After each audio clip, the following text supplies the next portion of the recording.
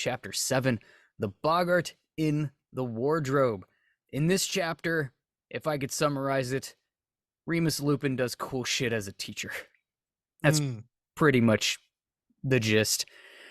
You feel bad for Lupin, don't you? Because he was such a good teacher. He's like destined to teach that subject, and then unfortunately, as we know, it doesn't really work out for him. But yeah, you feel bad that it ended the way it did, as in how he got sort of sacked for being a werewolf. Yeah, you do. It's awful. And I may have put it, it might even be in the notes here somewhere. Do you think that he was particularly adept at teaching defense against the dark arts? Or could he have just been a good teacher of any subject? That's a great question. I just think he's a really good teacher and I there's a agree. few things in this chapter that show it.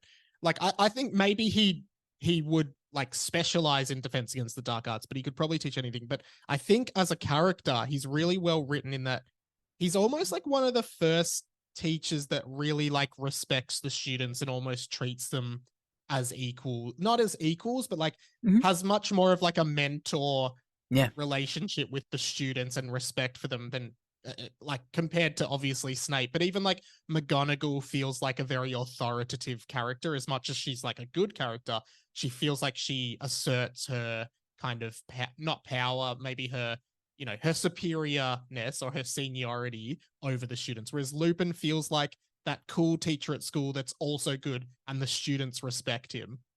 Yeah, I agree. McGonagall is definitely more that disciplinarian, and Snape Mm. is that trash.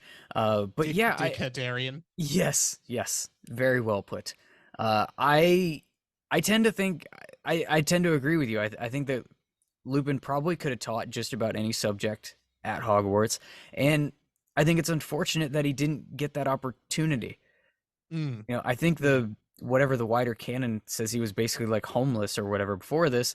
Like it would have been nice if the dude had a job at Hogwarts that wasn't Defense Against the Dark Arts that he could only do for a year.